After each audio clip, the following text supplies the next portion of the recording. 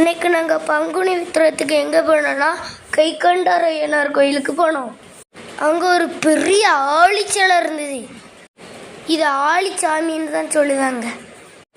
உடம்பு முழுக்க சங்கிலியை சுற்றி இருக்காங்க. நிறைய மாலை போட்டிருக்காங்க. பார்க்கவே பயங்கரமாக இருக்குது. ஆட்கள் இருக்கனால பயம் இல்லை.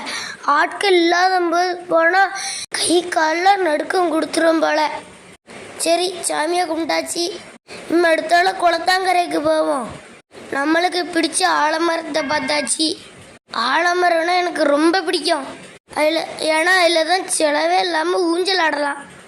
நானும் நிறைய ஆலமரத்தில் ஊஞ்சல் ஆடி இருக்கேன். இது வித்தியாசமாக இருக்குது. ஏன்னா அது குளத்தாங்கரையில் இருக்குது.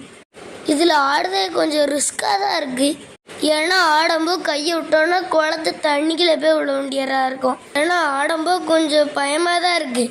இருந்தாலும் நான் கொஞ்சம் ஜாலியாக ஆடினேன் பார்த்துக்கோங்க. இந்த வசந்த பயிலெல்லாம் ஆட சொன்னால் ஆடாமல் பயந்து நின்றுட்டான். தொட நடங்கி பையன்.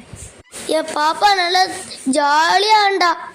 இன்னும் நிறைய பசங்களாம் விளையாண்டாங்க. இதில் ஒரு தாத்தாலாம் பாருங்க, அவரும் வந்து ஆடிட்டு கிடக்காரு. சின்ன பையன் விளையாடுற இடத்துல பேர் பெரிய ஆடு.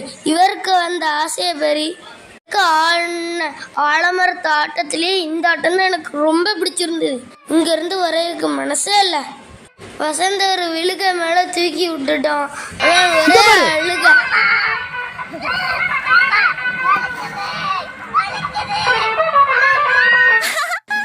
அதுக்கப்புறம் இந்த பக்கமே தலை வச்சு எடுக்கல. பாப்பா நல்லா தான் ஆடிட்டு இருந்தா. ஆனால் என்னன்னு தெரியல, சொபுக்கடி இருந்து போய் பெரிய கிடங்குக்குள்ள விழுந்துட்டா. உடம்பு பூரா ஒரே முள்ளா குத்தி ஒரே வலி. பயந்துட்டா. நானும் பயந்து தான் போயிட்டேன். அதனால நீங்கள் யாரும் குளத்தங்கரையில் உள்ள ஆலமரத்தில் தான் விளையாடாதீங்க. பெரியவங்க யாராவது கூட இருந்தால் மட்டும் பாதுகாப்பாக ஆடுங்க. கைகண்டார் குளத்தில் இப்படி ஒரு ஆலமரம் இருக்கதான் இன்னைக்கு தான் நான் கண்டே பிடிச்சிருக்கேன். நீங்களும் இதேமாரி ஆலமரத்து ஊஞ்சலில் ஆடி இருக்கீங்கன்னா கமெண்ட் பண்ணுங்கள்.